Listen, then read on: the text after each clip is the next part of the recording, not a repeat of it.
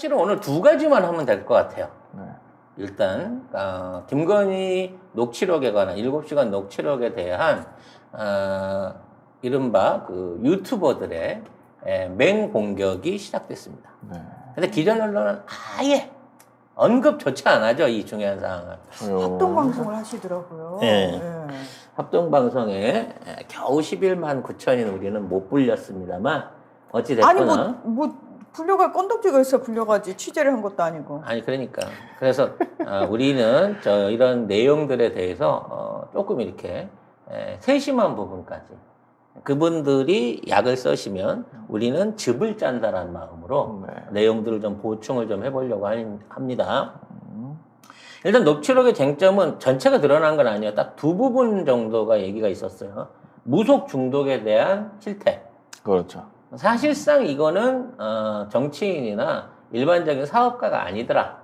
그냥 반무당이더라.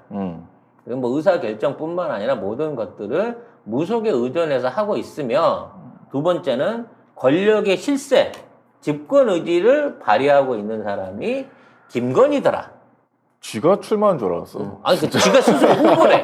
내가 후보라서 안 된대. 나는 인터뷰는. 후보라서 안 되니까, 중요한 사항이 있으면 자기 주변에 있는 오빠나 주변 사람들하고 상의해라. 선대위 좀 네가 꾸며줘라. 뭐 이런 얘기들을 했었죠. 요 두 가지 정도 된 얘기를 했는데, 뭐, 사실 충격적인 내용인 거죠. 지금 21세기에. 아니 이거를 이재명 후보 부인 김혜영 여사가 했다고 생각해봐요. 점집이라도 한번 갔으면 끝났어. 난리 났을 거야. 그럼 또 불교계에서 난리 났을 거야. 기독교계 난리 났을 거고 막 사퇴하라고 종교 전부 다 일어나가지고 사퇴하라고 했을 거고 언론들 해가지고 대통령 선거에 무당이 웬 말이냐 최순실 생각난다 이러면서 일면에 도배를 했을 거라고요. 네? 그래서 뭐 이래저래 뭐 여러 가지 얘기들이 나왔습니다만 일단 이제 이미 기존에 그 방송에서 밝힌 가장 충격적인 내용은 김건희가 윤석열하고 결혼 전에 사전 동거를 했다라는 거를 이제 밝혀버린 거죠. 그렇죠. 이건 이제 핑계를 대다가 내가 보기에는 말실수를 한 것 같아요. 그러니까 삼성이 그 등기해 준 거 어떻게 된 거예요? 하고 물어봤단 말이야. 그랬는데 그때 내가 지금 그 결혼 때문에 그 날이 추워가지고 동거하려고 결혼 때문에 옮긴 거야라고 말을 했는데 그 당시는 윤석열하고 결혼하기 2년 전이에요. 그러니까 2012년에 결혼하기 전까지 2010년도부터 어찌 됐거나 둘 사이에 결혼이라고 하는 전제를 가지고 동거가 이루어지고 있었다는 거지. 자 그리고 혼인신고도 내가 어떻게 될지 몰라서 일부러 늦게 했대. 그 전에 살고 있었다는 소리잖아. 그죠? 그래서 과연 이제 살고 있는 사람이 층별로 다 저 사람이었는지 아니면 그러니까 사위로 말하고 다닌 사람은 그 KBS였는데 SBS의 KBS. SBS의 KBS였는데 왜 말은 그렇게 하고 네. 혼인신고는 결국은 저기랑 했는지 그럴 수밖에 없었죠 당시. 왜 그 와중에 KBS는 11살 연상의 부인하고 이혼을 했었는지 뭐 여러 가지 뒷얘기가 찜찜하게 남을 수밖에 없는 네. 뭐 그런 내용의 고백이 있었습니다. 근데 이런 거 이제 내용을 많이 들었으니까 여러분들이 뭐 대충 이해하고 넘어가야 될 부분인 거고 사실 여기에서 더 중요한 사안이 있습니다. 이 부분은 김건희 씨와 조남욱 씨의 직접적인 연결 관계. 사실 저희 방송에서 쭉 조남욱이 사실상의 몸통이다. 그렇죠. 둘 다 걔네들 밑에서 조종당하고 있는 거다라는 얘기가 나오는데 거기에 대한 구체적인 연결고리가 드러났어요. 일단은 이제 건진법사하고 건진법사 스승으로 나왔던 이 사람이죠. 일단은 녹취록에는 20년 이상을 유지를 해왔다고 하니까 최초 2000년대 이전부터 꾸준하게 가족 같은 관계를 유지해 왔었다고 봐야 되는데 그 관계가 어떠한 방식으로 이루어졌느냐를 한번 다시 정리해 보는 게 중요합니다. 이것부터가 지금부터의 쟁점이에요. 무슨 얘기냐면 20년 전에는 조남욱 회장의 전성기였고 이 김건희도 그렇고 윤석열도 그렇고 존재 자체가 미미한 사람들이었어요. 아무것도 아닌 사람들이었다고. 그럼 지금의 이 위치를 끌어올려서 만들어낸 사람이 조남욱이었다라고 하는 부분이 굉장히 중요한 겁니다. 그러니까 지금 우리가 얘기하고 있는 비선 실세는 김건희에서 끝나는 게 아니에요. 김건희를 그만한 사이즈로 키운 뒤에 조남욱이 있다는 거죠. 근데 이 할아버지 연세 되게 많지 않아요? 겁나 많으신 분이죠. 그리고 이 할아버지가 데리고 다니던 말하자면 점쟁이들이 고스란히 지금 김건희한테 가서 붙어 있는 거기 때문에 사실은 조남욱 씨가 이 점쟁이들을 통해 가지고 김건희와 윤석열을 조종했다라고 볼 수밖에 없는 정황들이 있다는 겁니다. 아니 이 할배 1933년생인데 아이고 일제시대 태어나셨네. 아유 20년 전에도 연세가 많으신데요. 그럼 이제 여기서 객관적으로 설명을 좀 해보자고. 그럼 왜 그 시기에 조남욱은 검찰 권력과 김건희가 필요했는지, 그리고 그와 관련해 갖고 왜 그 당시에 이 사람들을 앞세워만 하지? 왜냐하면 르네상스 호텔 운영하면서 볼케이노 하던 시절에만 하더라도 너무 당당했거든. 너무 당당해서 사실상 이런 애들을 굳이 손댈 필요가 없었어요. 근데 얘들이 필요로 하게 되는 상황이 뭐였냐? 결국은 남부토건에 대한 삼부토건. 삼부토건 아니 왜 이래? 삼부토건에 대한 경영 부실이 드러나면서 이 부분에 대한 일종의 재산 도피, 재산 지키기가 필요했었다는 거야. 이게 2000년대 초반부터 2010년도 사이에 계속 일어납니다. 무슨 얘기냐면 그 당시에 삼부토건 안에서의 비리 경영이라든지 뭐 배임 이런 얘기들이 나오면서 조남욱 회장과 조남욱 회장의 아들이 집중적으로 언론과 검찰에 타겟이 되기 시작하거든요. 그래서 요 시기 때 조남욱 아들하고 윤석열이 먼저 접촉을 했다는 겁니다. 어제 그 녹취록에 의하면. 그래서 김건희하고 다시 연결시키는 과정이 나와요. 그러니까 정확하게 따지자면 2000년도부터 이 둘을 각기 알고 있었어. 조남욱 회장은. 이 둘을 알고 있는 상황에서 갖다 붙인 거는 2008년도, 9년도쯤이라는 거죠. 거의 2010년에 즈음해서. 그럼 그 기간 동안에 삼부토건은 뭐가 있었냐? 계속해서 경영난 문제가 드러나기 시작하면서 삼부토건의 핵심 자산이었던 라마다 르네상스 호텔이 넘어가게 생긴 상황을 맞이했다는 거죠. 이 상황 하에서 당시에 라마다 르네상스를 운영하는 삼부토건 관계자들에 대한 구속을 줄이고 이거를 안전한 방향으로 재산을 지키기 위해서 나는 이 두 그룹을 따로따로 이용했다고 봅니다. 첫째로 이 라마다 르네상스의 그 해체 과정이 매우 수상쩍습니다. 즉 2000년대 이후에 라마다 그 삼부토건의 경영이 어려워지면서 라마다 르네상스 호텔에 대한 대출이 급증을 해요. 그래서 거의 9천억 대가 넘는 대출을 끌어다닙니다. 근데 그 당시에 이 호텔이 나중에 법정 관리를 통해서 매각이 됐을 때 매각 시초가가 1조 1억 원이었어요. 그러니까 1조 1,000억 원이라고 하는 호텔을 자산으로 해서 9,600억의 대출이 일어납니다. 그것도 부실하게 운영되고 있었던 삼부토건의 위기 상황 속에서. 그래서 나중에 결국은 이거를 공매를 통해서 자산운용사한테 넘어가지만 아무도 안 사요. 그래서 거의 6천억대로 1차적으로 이 회사가 낙찰이 됩니다. 유찰 끝에. 이 과정에서 은행권이 한 3,600억 이상의 손실을 입어요. 어디서 많이 보던 그림이죠.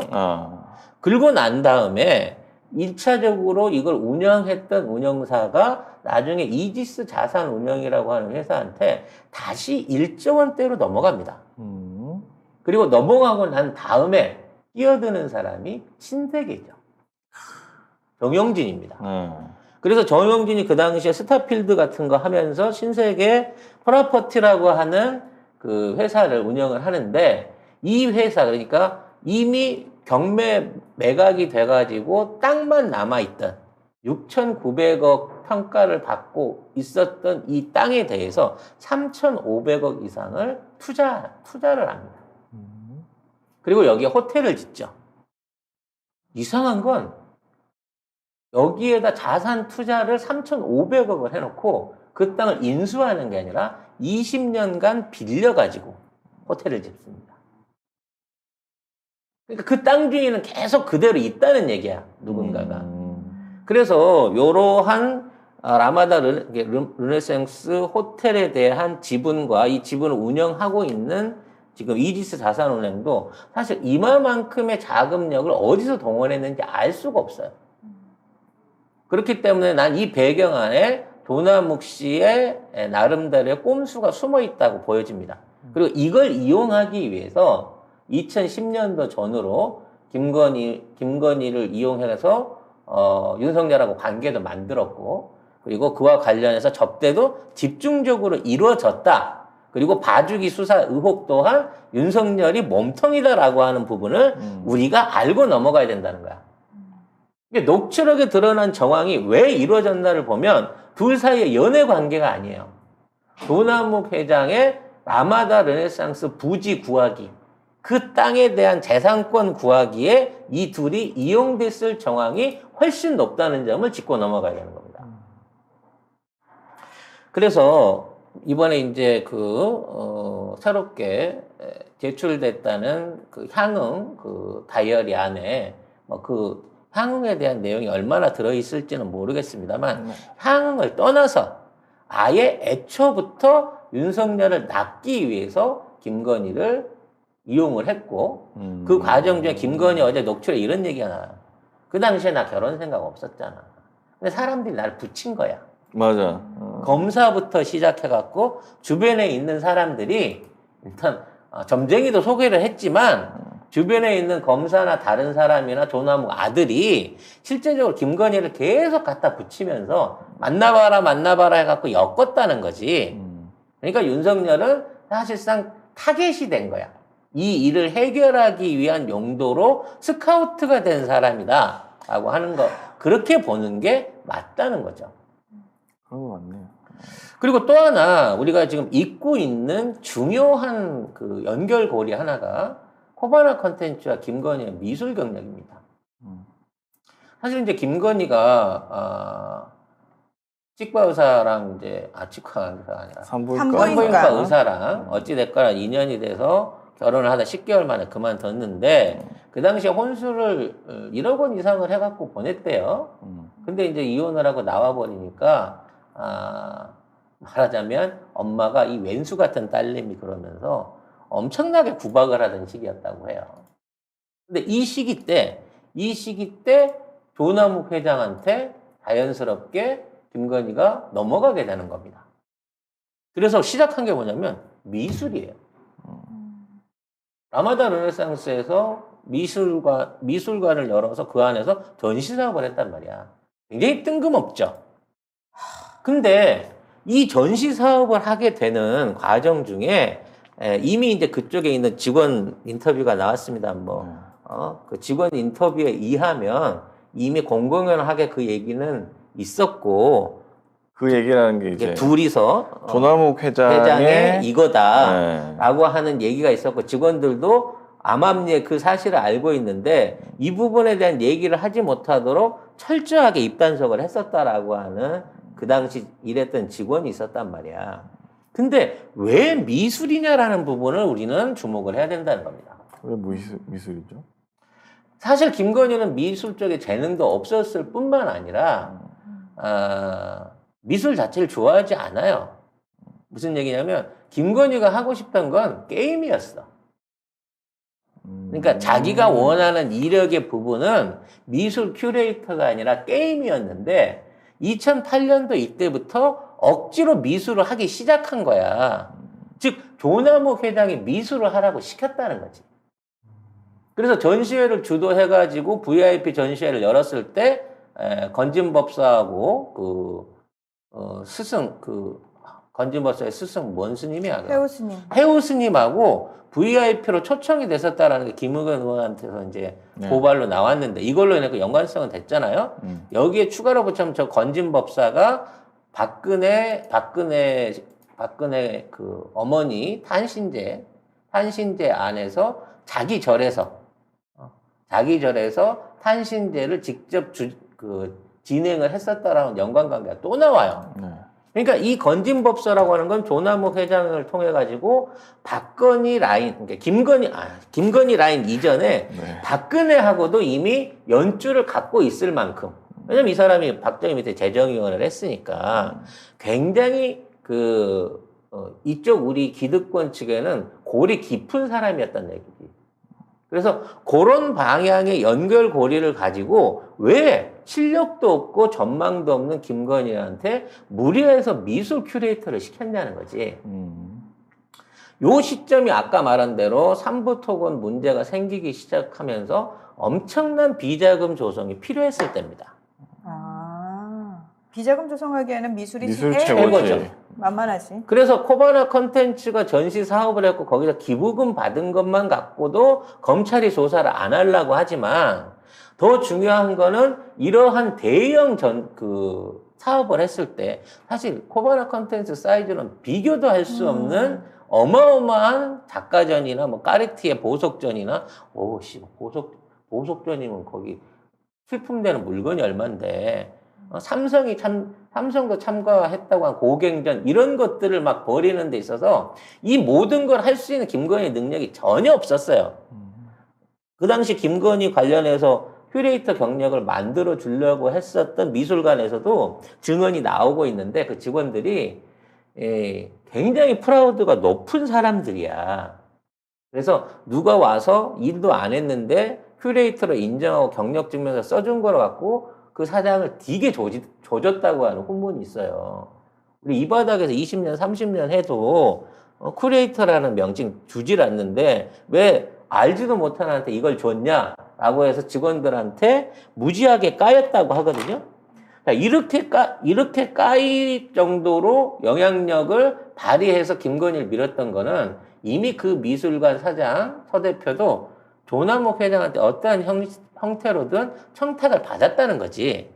그래서 이렇게 만드는 코바나 컨텐츠가 전시하는 전시회를 통해 가지고 얼마만한 미술품들, 소개받았던 미술품들이 어떠한 방식으로 임대나 또는 매매 같은 작업을 통해 가지고 비자금화 됐을지 이 고리를 파야 된다는 거야. 뭐 5천만 원 정도 뭐 유치해갖고 뭐 성금 냈네, 뭐 대한항공도 냈네, 뭐 냈네, 국내 대기업들 다 들어갔네.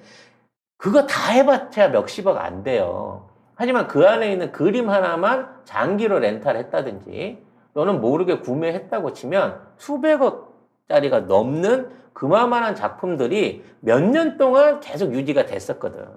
그러다가 그 미술사를 갑자기 딱 덮어버리고 지금 조용히 수면에 앉아 있는 게 코바나 컨텐츠라는 거예요.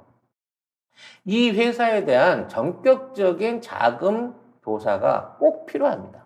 저는 단순하게 전시회뿐만이 아니라 미술품 거래를 통해 가지고 조남욱 회장이 필요로 하는 비자금 조성에 어떻게든 영향을 끼쳤을 것으로 보여집니다. 그러면 지금도 조남욱과 김건희는 연결이 돼 있는 그렇죠. 건가요?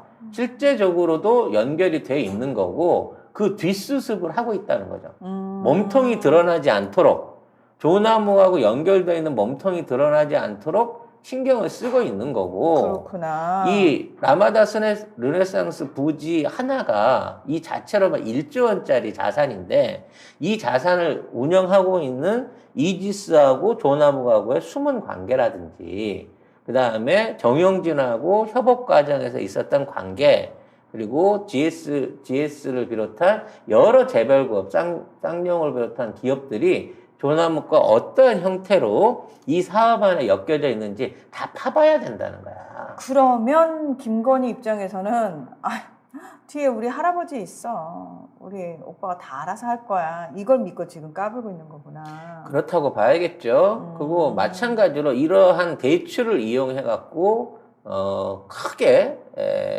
손해보지 않고 남의 돈을 끌어당긴 다음에 이걸 나중에 검찰 수사로 몰아갖고 수사 과정 중에 전부 면죄부를 줘버리는 이런 방식은 이미 라마다 르네상스에서 한번 보여줬고 그다음 부산저축은행에서 또 보여지고 대장동으로 연결되는 큰 고리라는 거예요. 그리고 이 모든 고리를 연결하는 과정 중에 조나무 그리고 그거의 행동대장 역할로 말하자면 꽃뱀 노릇을 했다고 봐지는 김건희 그리고 이 안에서 처절하게 이용당했던 검사 조직의 사람들이 다 지금 한 묶음으로 묶어져 있고 나이가 들어서 그런지 꼬리를 잘 잘라서 그런지 모르지만 지금 대한민국의 윤석열의 대선 캠프를 움직이고 있던 거는 그 당시에 조남욱 회장이 스카웃됐던 점쟁이들과 그리고 조남욱 회장이 신경 써서 관리하고 있던 충청도 출신의 검사 인맥들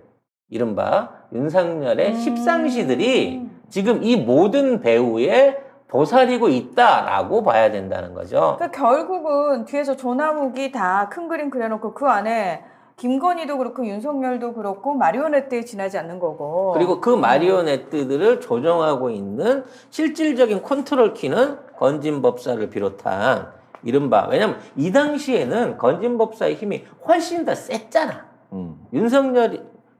해우스님이 윤석열이 검사 만든 것처럼 건진법사가 추도식 해가면서 코바나 컨텐츠 끌어낸 것처럼 그때 코바나 컨텐츠 추도식 하는데 이분 저 박근혜 씨하고도 같이 친하게 지내는 분입니다. 뭐 이 정도 레벨이었을 건데 그 사람들이 김건희 밑에나 윤석열 밑에 레벨이 지금도 아니라는 거야. 결과적으로 이 모든 그 무속 공화국의 실체가 여기서 다 드러나는 거예요. 결과적으로. 자, 그러면 우리는 계속해서 조나묵을 끌어내야 되겠네. 그렇죠. 조나묵에 대한 얘기를 해야 되겠네. 김건희, 조나묵을 계속 같이 묶어서 얘기를 해야겠네. 그래서 우리가 이제 늘 SS가 뒤에 숨어 있다라고 얘기하는데 SS는 빙산의 일각인 거고 SS 역시도 어떤 형태의 돈을 줬든 합의를 받든 뭐 삼바 분식회계 과정이나 이런 데서 정리를 하는 과정 중에 그 역할들을 했었던 거고 지금 이제 우리가 지난주에 잠깐 얘기했는데 이현동이죠 국세청장 네. 이현동 국세청장이 건진법사하고 한 몸뚱아리로 있는 거 그리고 이게 코바나 컨텐츠하고 연결돼 있는 거 그리고 한동훈이 묶여져 있는 걸 봐서는 한동훈, 이현동, 조남욱, 김건희 그룹이 훨씬 더 탄탄하고 오래된 그룹인 거고 앞에 얼굴 마담으로 쉽게 말하면 병풍으로 윤석열을 2010년도 전후에 끌어들였다. 왜? 그 전에 그림으로 쓰고 있었던 우리 그 양서방이 양대택이가 실각하는 바람에 대체대로 양대택의 대체대로 끌려 들어온 게 윤석열이다. 왜? 그 당시에 사업은 10년 동안 거의 유지됐었어. 그래서 양재택이가 그나마 열심히 그 마당새 역할을 하고 있었는데 얘가 사라짐으로 인해 갖고 그 흔들리는 조직을 잡아줄 그 다음 마당새가 긴급하게 필요했던 거야. 그래서 윤석열을 이 당시에 급하게 끌어들였다라고 보는 게 모든 상황의 정황이 맞아떨어진다라는 얘기를 해드리고 싶습니다. 좀 결과적으로 우리 방송이 5개월, 6개월 전부터 한동훈과 김건희 치정이다.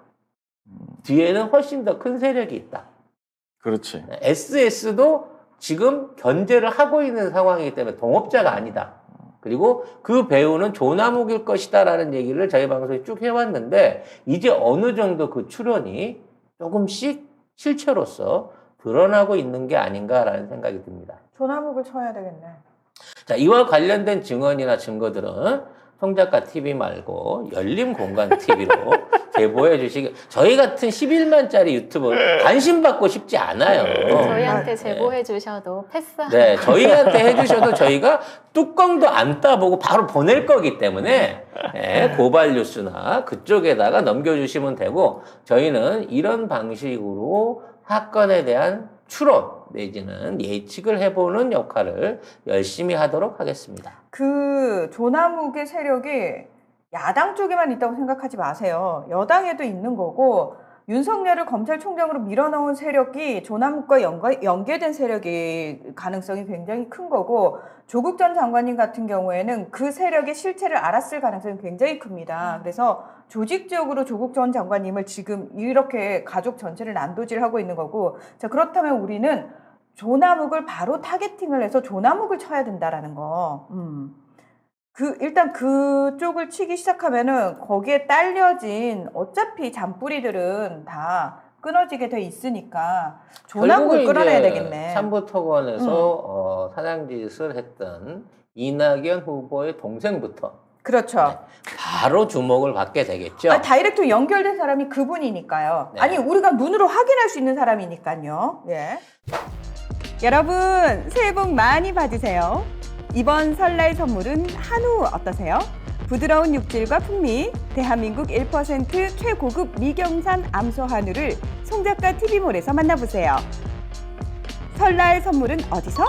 송작가 TV몰에서. 네이버에서 닥터송 한우를 검색해보세요. 자, 이어서 조금 더 그 보충된 것들을 하면 별건 아닌데 홍준표, 유승민도 굿했다. 우린 죽어도 안 했다. 지지자들이 했을 수도 있다. 아니 관심도 뭔 소리야? 없어. 아니 그 구술하면 어때? 아니 뭐 대선 후보들 나올 때마다 선산 옮기고 뭐 하는 거 뭐 한두 번 봤어? 그거 했다 그래서 죄는 아니야. 그렇죠. 근데 갑자기 홍준표, 유승민이 굿했다라는 물타기가 들어가기 시작하면서 이게 표제를 하고 있는데 구술학은 중요하지 않아. 그러니까 해서 윤석열도 괜찮다는 소리야? 뭐 하는 그러니까 소리야 이게 도대체? 너나 없이 하는 거니까 굿 좀 하는 게 어때? 뭐 이런 의미로 이걸 희석시키려고 하면 말이 안 되는 짓거리인 거예요. 그렇죠. 그래서 문제는 굿을 하는 게 아니라 무당이 시키는 대로 다 하는 게 문제인 거지 굿만 하는 게 무슨 문제야? 뭐 나도 굿 할 뻔도 했는데. 네. 사실 그 제가 네. 요런 쪽에 대한 걸 잊고 있다가 최근에 하도 윤석열이 때문에 제가 전 직원 사주 띠를 모아가지고 궁합을 봤어요. 그랬더니 띠궁합을 봤어요. 띠궁합을 보고 해보니까 이거 보니까 소띠가 없는 거야. 소띠가. 소띠가 없어요? 네. 그 소띠 남자 직원이 하나 있어야 된단 말이지. 26살 아니면 38살인데 소띠가 이게 그 직원이 없는데 우리가 어떻게 이렇게 그래도 잘 돌아왔네라고 생각했더니 깜짝 놀랐어요. 우리가 사업을 시작할 때 소머리를 사무실 간판으로 걸고 있었던 거지. 나도 모르게 황금 소머리를 사무실에다가 걸어놓고 그리고 사무실을 쓰는 동안 1년 동안 유지해 놨기 때문에 우리가 큰 사고 없이 지금까지 방송을 하고 있었던 게 아니냐. 순간 소름이 확 돋았다는. 그리고 저희 멤버십 이 얘기 듣고 분들 소름이 돋네. 소머리 분들도 많으시잖아요. 그리고 우리가 뭘 만들었어? 우리가 멤버십 등급을 소머리를 만든 거 아니에요. 그래서 굉장히 많은 소머리 등급 회원들이 있기 때문에 이분들이 우리 송작가 TV를 지켜주고 있는 거예요. 정말 미쳐버리겠다. 답답하죠? 네. 많이 답답하네요. 나 잠깐 나 여기 뻣뻣해져 오는데 나 어떡하냐 진짜. 나 진짜 왜 이러고 하냐 네. 정말. 네. 좋은 얘기였고요. 넉넉하게님께서 뭔 말이야? 네. 뭐 영빈관 고친다 그런 건 그 옛날부터 있었어요 루머가. 그 영빈관 자리가 그 흉지라서 그걸 뜯어 없애야 된다라는 얘기가 있긴 있었는데 정말 묘하게도 윤석열이 세종시에다가 청와대를 옮기겠다고 하면서 공약을 내는 바람에 이것도 김건희가 시킨 거 아니야? 100% 시킨 네, 라는 의혹을 듣고 있죠. 지금 보면은 그냥 하는 말을 보면은 김건희가 시킨 거를 윤석열이 하고 있다. 윤석열이 하는 말은 거의 없어요, 내가 볼 때. 그런 셈이잖아, 지금. 윤석열이 내가 봤을 때는 나는 처음에 윤석열이 자기 생각이 그래도 있는 사람인 줄 알았더니 이제 완전히 알겠어. 완벽하게 가스라이팅 당해가지고 지배당하고 있더만. 종속의 관계던데 거의? 아니 그 밥도 자기가 다 한다 그러고 그치. 한 번도 밥 해본 적도 없다 그러고 또 그 성렬 사위를 또 최장모가 그렇게 자랑을 하면서 우리 우리 윤서방은 건이가 밖에서 일하고 들어오면 밥도 안 먹고 김치찌개 끓여놓고 기다리고 있다가 그리고 같이 그렇게 한다네. 그러고 자랑을 했던 또 증언도 있기도 했었죠. 네. 근데 진짜 가스라이팅 오지더라 김건희가. 야. 나는 그 이명수 기자 그거 하는 거. 가스라이팅 뭐. 하는 거 봐봐. 장난 아니야. 사주, 손금 뭐 이렇게 관상까지 봐가면서 영수 씨 직업 누나 얘기 바꾸라고. 들어. 누나가 아무래도 동생 잘못되게 하겠어. 그거를 완전히 그거를 맞게 하려고 자기 정보원으로 섭외하려고 언론보다는 군인이나 야. 경찰이 어울린다니까 동생은. 내가 업계 사람으로 봤을 때 대단하다. 약해. 뭔가 이제 그 수법의 그 단계를 내가 잘 알거든. 아 그래요?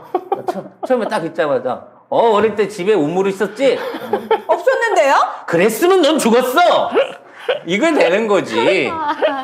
있었다 그러면 너 그거 우물에서 흉상한다 당하는 게 뭐든지 엮으면 다 엮는 거거든요. 근데 가장 그 협박하기 쉬운 게 너 지금 안 좋다는 거예요. 그렇지.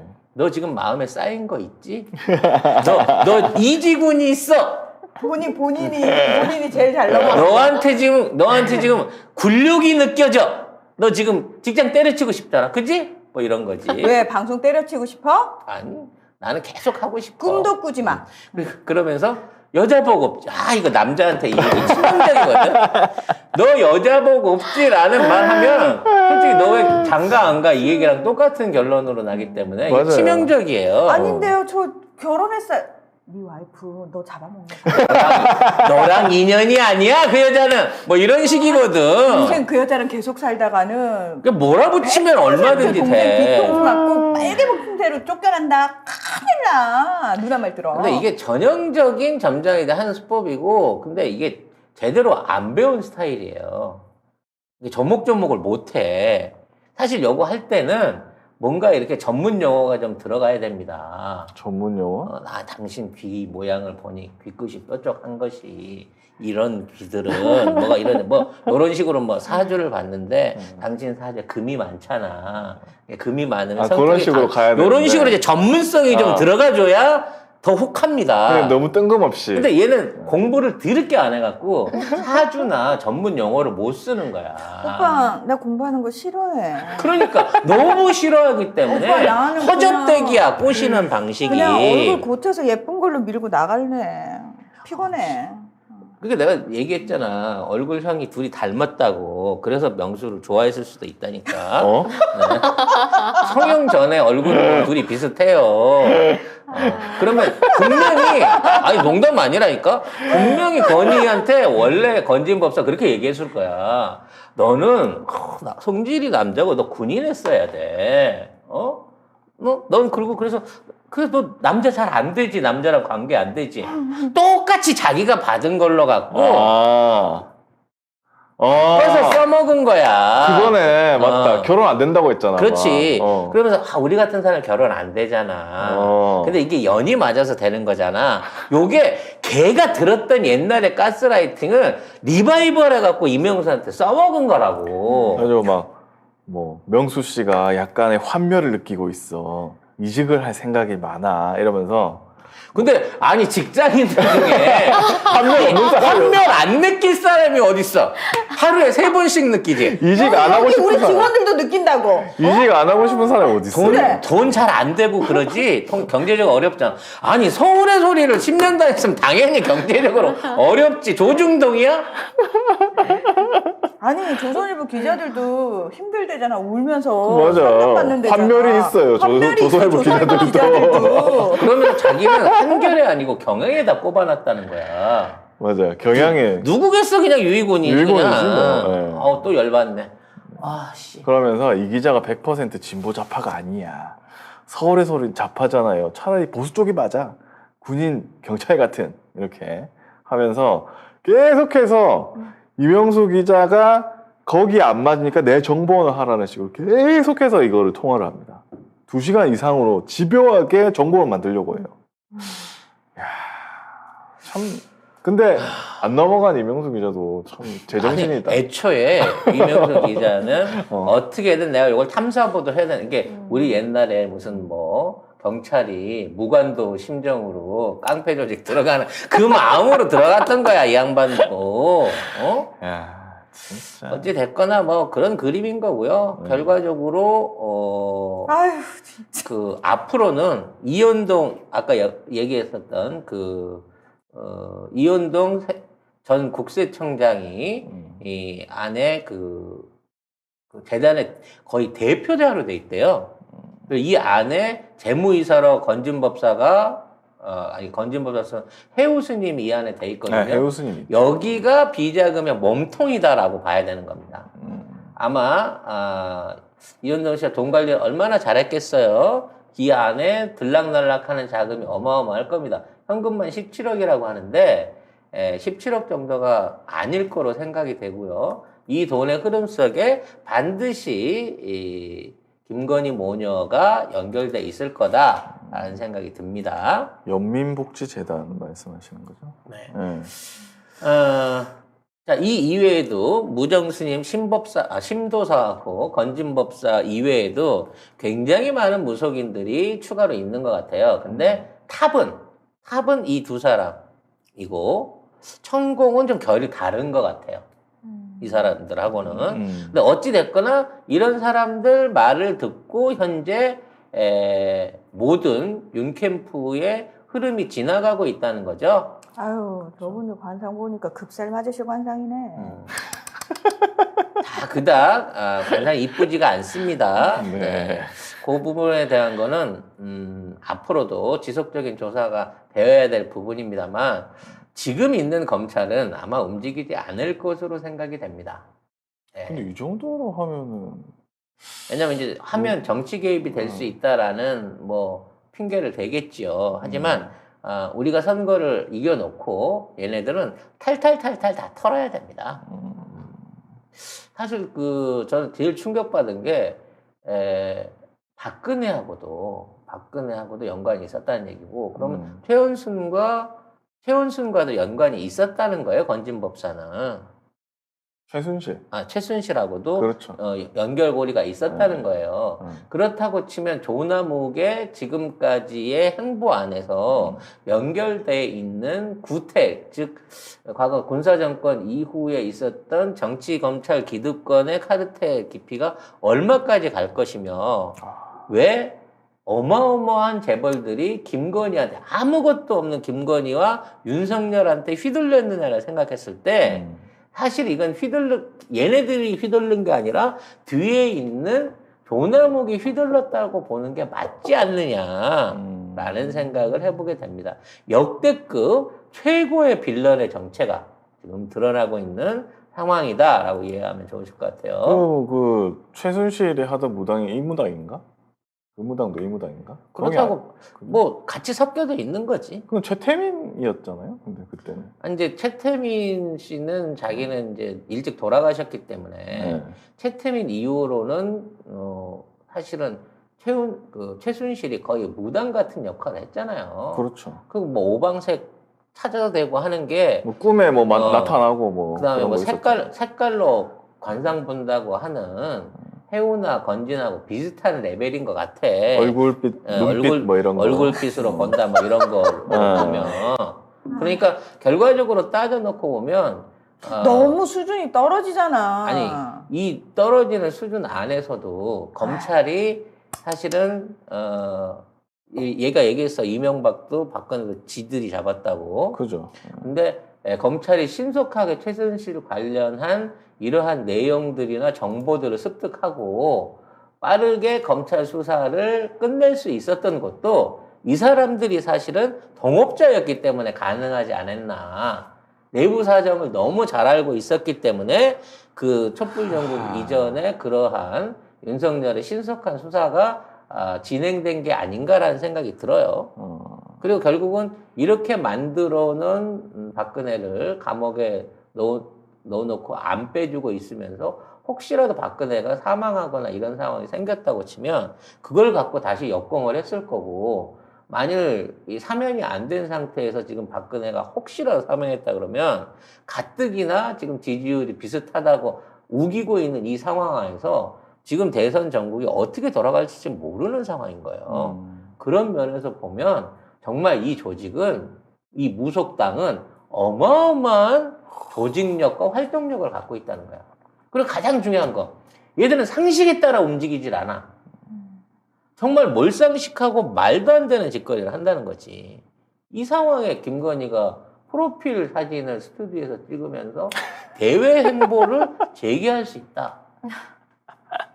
이거는 숨어있는 애들이 김건희한테 새로운 지령을 내린 거예요. 야, 이번에 이거 까진 거 있잖아. 그 MBC 입닫게 만들었잖아. 이제 끝났어. 이제 네가 나가서 역공을 해. 우리가 치고 나가면 상황 다 정리되잖아. 라고 했던 자신감을 지금부터 보여주려고 하는 게 아닌가 싶어요. 빨리 나왔으면 좋겠습니다. 예. 근데 나오면 대답이나 할 수 있나? 대답은 더 잘하겠지. 잘한다고요? 국민 오빠들, 저 너무 악마화 시켜서 보지 마세요. 아, 그렇게? 요 컨셉으로 가는 거지. 자, 여기까지 이 송작가 TV만의 내피셜이었습니다. 근데 이런 그 전체 큰 그림을 이제 여러분이 들으셨잖아요. 어떠세요? 이게 무서우세요? 저는 사실 오히려 큰 그림을 딱 듣고 나니까 우스럽게 느껴지는데. 그렇지. 솔직히 윤석열, 너무 웃긴데? 김건희는 우스워. 너무 이것들은 웃긴데? 수준이 떨어지는 애들이니까. 아니 그리고 막말로 조남욱이란 애도 나는 웃기고 그 거기 밑에 조아리고 있는 검찰 애들도 하나같이 다 웃길 뿐만 아니라 거기 뭔가를 지들끼리 주술로 뭔가를 할 수 있다고 생각하는 그 1차원적인 무당, 무식한 무당 애들도 나는 오히려 그 정도 수준이야? 그 수준이 딱 눈에 딱 보이니까 한 큐에 잡을 수 있겠는데라는 생각이 저는 사실 들거든요. 별로 일단 두려움이 1도 안 생겨요. 지들이 뭐 20만 무속인을 지금 에이. 통합하고 있다고 하는데 아이고 뭉쳐봐라. 아유 함께 급살 맞아라. 뭉쳐가지고. 얘네들이 또 의외로 우리나라 기득권 세력들한테 다 줄을 대고 있을지 몰라. 재벌 회장부터 고위 관료 이런 줄을 사람들한테 대고 있겠죠. 줄을 대고 있을 공산이 커요. 그래서 그런 영향력들을 생각해갖고 하는 건데 그 사람들이 개인적으로 자신의 위기를 느끼거나 뭔가 고민이 생겨서 개인적인 위안을 찾기 위해서 찾아와서 도사님 거리는 거 하고 이게 만천하에 드러난 상태에서 정치 공세를 하고 있는 상황인 거고 얘네들이 그런 방식으로 나를 이용해 먹으려고 하는구나라고 생각했을 때 그 기득권이 지금에 있는 무속당을 보는 거하고 이게 완전히 다릅니다. 한때는 국사로 불렸다가 한때는 망국의 원인으로 가는 신돈이랑 똑같은 변화를 니들이 겪게 된다니까. 지금 니들이 스스로 국사 된 것 같잖아.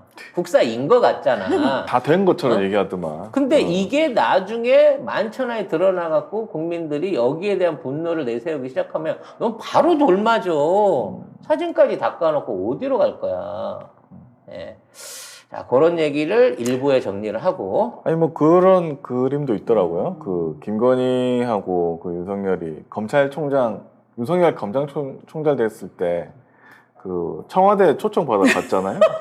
그래 가가지고 근데 입 모양이 이렇게 있는데 윤석열한테 말하는 입 모양이 있어요. 그 영상이 있었는데 그 입 모양만 보면 윤석열한테 뭐라 하고 눈 깔아 딱 이렇게 얘기하거든요. 김건희가 윤석열한테 그 입 모양이 딱 잡혔어. 그게 뭐였냐면 대통령이 들어와서 이제 만찬 시작할 때요. 뭐 초대해가지고. 네? 그러니까 임명장 주고 네. 임명장 받은 자리에서 이제 가족 만찬 하는 자리인데 제가 대충 입 모양을 보고 대화를 출연을 해봤습니다. 뭐 밝히긴 좀 그렇고 태도 논란에 대한 얘기를 했던 것 같아요. 그러니까 그 대통령 만나갖고 인사하고 먼저 이제 공식 그 자리를 할 때 옆에 서 있으면서 봤는데 그 태도에 대한 얘기를 한 것 같아. 그래서 뭐 말은 어떻게 하고 뭘 조심하고 이렇게 입모양을 보면 그래 뭔가 이게 그 거기에 대한 내용들을 충고를 해주는 거야. 그러면서 하는 얘기가 맨 마지막에 눈 맞추지 마. 딱 이 느낌이거든요. 이게 눈은 맞아. 근데 눈을 까라는 아니고 넉자인데 발음 내용을 보니까 입술을 움직이는 걸 보니까 넉자인데 요건데? 이게 보일까? 자, 이게 좀 확대해서 보면 지금 눈가락 옆에서 아닌가? 뭔가 대통령이 들어오실 때 이때 맞춰갖고 뭔가 태도 논란에 관한 얘기를 해줍니다. 그러니까 그렇게 할게라고 얘기를 하는데 맨 마지막에 딱 던지는 게 눈가라로 보인다는 거지. 마지막 단어가 눈가락 딱 이렇게. 지금 보이시죠? 맨 마지막에 입술을 딱 던질 때 눈가락. 눈가라 이렇게 가는 걸로 보인다라고 한 얘기가 있어요. 네. 눈가라 그냥 이런 것 같아요. 눈가락 그냥. 그 비슷한 것 같아. 그래서 아무튼 이마만큼 애초부터 철저하게 가스라이팅 당하는 상대였다. 그러네요. 네. 그러니까. 그렇게 되도록 2009년 8년도부터 집요하게 주변 사람들이 갖다 붙인 거예요. 눈가라라고 말은 사실은 깡패들이 시비 걸 때, 뭐 그럴 때 양아치들이 시비 걸 때 그럴 때 하는 왜냐면 말이지. 아니 어금니 꽉 깨물고 눈가래 씨.